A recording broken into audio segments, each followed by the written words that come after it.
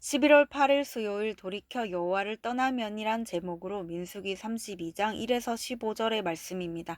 사랑의 하나님 감사합니다. 오늘도 말씀 묵상의 시간을 주심에 감사합니다. 이 시간을 통하여서 하나님의 말씀이 들리고 복음이 들리기 원합니다. 구속사의 말씀이 깨달아질 수 있는 은혜를 주시옵소서. 말씀대로 믿고 살고 누리는 인생이 되게 하시고 이 시간도 우리와 함께하여 주시옵소서. 모든 것 맡겨드렸고 감사드리며 예수 그리스도 이름으로 기도드립니다. 아멘. 본문의 말씀입니다. 르우벤 자손과 갓 자손은 심히 많은 가축대를 가졌더라. 그들이 야셀 땅과 길르앗 땅을 본즉 그곳은 목축할 만한 장소인지라. 갓 자손과 르우벤 자손이 와서 모세와 제사장 엘라살과 회중 지휘관들에게 말하여 이르되 아다롯과 디본과 야셀과 니무라와 헤스본과 엘르 알레와 스반과 느보와 부온 곧 여호와께서 이스라엘 회중 앞에서 쳐서 멸하신 땅을 목축할 만한 장소요 당신의 종들에게는 가축이 있나이다. 또 이르되 우리가 만일 당신에게 은혜를 입었으면 이 땅을 당신의 종들에게 그들의 소유로 주시고 우리에게 요단강을 건너지 않게 하소서. 모세가 갓 자손과 르우벤 자손에게 이르되 너희 형제들은 싸우러 가거늘 너희는 여기 앉아 있고자 하느냐. 너희가 어찌하여 이스라엘 자손에게 낙심하게 하여서 여호와께서 그들에게 주신 땅으로 건너갈 수 없게 하려 하느냐. 너희 조상들도 내가 가데스 바네아에서 그 땅을 보라고 보내었을 때에 그리하였었나니 그들이 에스골 골짜기에 올라가서 그 땅을 보고 이스라엘 자손을 낙심하게 하여서 여호와께서 그들에게 주신 땅으로 갈 수 없게 하였었느니라.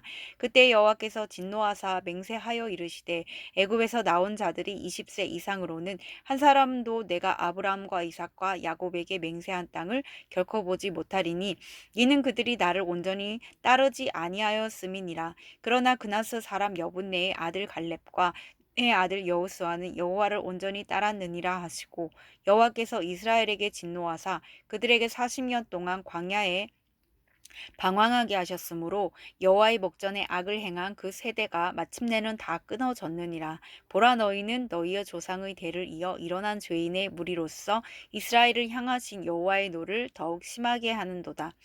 너희가 만일 돌이켜 여호와를 떠나면 여호와께서 다시 이 백성을 광야에 버리시리니 그리하면 너희가 이 모든 백성을 멸망시키리라.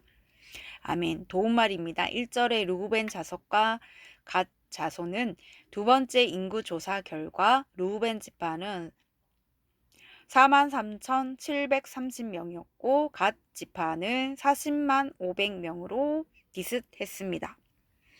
1절의 야셀 땅은 아모리인의 성체가 있던 비옥한 땅으로 모세가 정탐꾼을 보낸 뒤 점령한 곳입니다. 1절의 길르앗 땅은 비옥하여 많은 곡식을 얻을 수 있는 땅일 뿐만 아니라 군사적 요충지였습니다. 9절의 에스골 골짜기는 포도송이의 골짜기란 뜻으로 가나안 남부 헤브론의 북서쪽 땅 5km 지점에 있는 비옥한 골짜기입니다. 본문 요약입니다. 르우벤 자손과 갓 자손이 목축하기에 적합한 요단강 동편 땅을 소유로 달라고 요청합니다.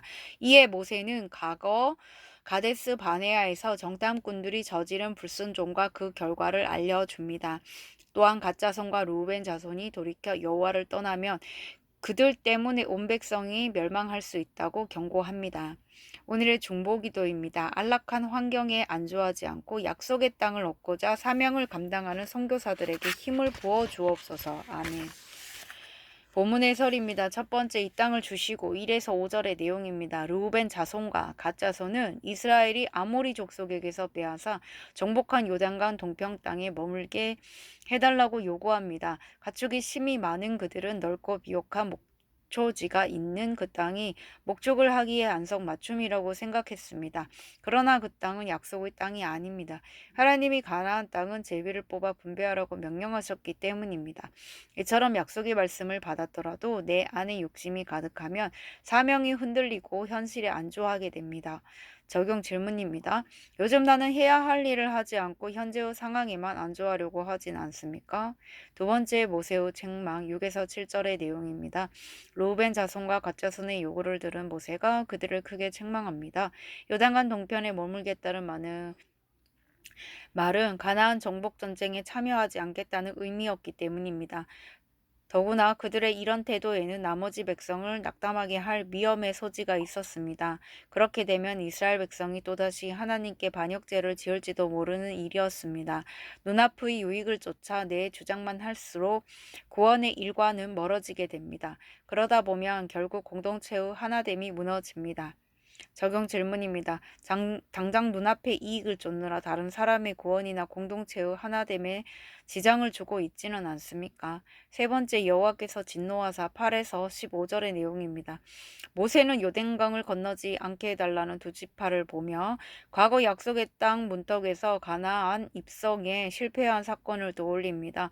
그래서 그는 그들의 요구를 가데스 바네아에서 백성이 반역하다가 파멸한 사건과 같다고 간주합니다. 이 두 지파는 이스라엘 전체를 또다시 멸망의 위험에 빠뜨릴 수 있는 불신앙의 모습을 보였습니다. 소수의 불순종이 온 공동체에 악 영향을 줄 수 있습니다. 그러므로 성도는 내 욕심과 고집이 공동체의 구원의 걸림돌이 될 수 있음을 알고 늘 조심해야 합니다. 적용 질문입니다. 나의 욕심 때문에 주변 지체들이 손해나 불이익을 당한 일이 있다면 무엇입니까? 오늘 기도하기는 당장 눈앞에 보이는 나의 이익을 쫓아 감당해야 할 사명을 외면하려 했음을 회개합니다. 나의 안락함과 부요함을 추구하면서 공동체에 덕이 되지 않는 것을 용서해 주옵소서. 이제는 다른 사람의 구원을 먼저 생각하고 공동체의 하나됨과 유익을 구하며 섬길 수 있게 하옵소서. 아멘. 묵상 간증입니다. 내가 가야 할 약속의 땅이란 제목으로 오미경님의 말씀 적용글입니다.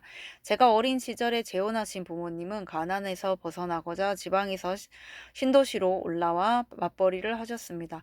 섬세하고 예민한 감정을 가진 저는 소아 우울증이 있었지만 늘 착한 딸로 부모님께 인정받고 싶어 혼자 울며 지냈습니다. 그리고 초등학생과 중학생 때는 잘 씻지 못했는데 친구들에게 더럽다는 이유로 왕따를 당하기도 했습니다. 그때 저는 노방전도를 받아 교회에 다니고 있었지만 사람들에게 잘 보이고 싶어 저의 아픔을 말할 수 없었습니다. 그래서 제 이야기를 솔직히 나눌 수 있는 교회 공동체를 허락해 주시길 하나님께 기도했습니다. 그 후 하나님은 저를 큐티하는 공동체로 인도해 주셨고 그곳에서 저는 제 연약함과 아픔을 나누게 되었습니다. 저는 올해 2월부터 뮤지컬 대학교로 편입을 준비했습니다.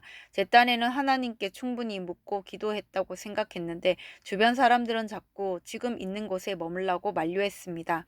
그러다 저는 입시 준비 과정에서 그동안 참아온 우울증이 심해져 약을 먹게 되었습니다. 광야와 같은 이 시간에 말씀을 가까이 하지 않고 하나님 없이 내 힘으로 살려고 한 제 모습이 드러난 것입니다. 이 일로 저를 루우벤 자손과 갓 자손처럼 약속의 땅이 아닌 요단강 동쪽 땅을 바라보며 내가 살 길을 스스로 찾으려 한 것을 깨닫게 되었습니다. 하나님은 이런 저에게 너희 형제들은 싸우러 가거늘 너희는 여기 앉아 있고자 하느냐고 꾸짖으시며 하나님을 의지해 약속의 땅으로 가라고 말씀하십니다. 그러나 저는 여전히 연약한 제가 약속의 땅을 어떻게 정복할 수 있을지 모르겠습니다. 하지만 미리 낙심하지 않고 광야의 때에 만나와 메추라기 구름 기둥과 불 기둥을 보내 도와주시는 하나님을 믿고 이 과정을 잘 통과하길 원합니다. 이 믿음의 전쟁을 치르면서 하나님과의 관계도 돈독해지고 저에게 주신 사명이 무엇인지 깨닫게 되기를 기도합니다. 이분에 적용하기는 입시 문제로 힘들어하는 지체에게 저의 간증을 나누겠습니다. 우울증 약을 잘 먹고 불안할 때 낙심하지 않고 기도로 마음을 다스리겠습니다. 입니다.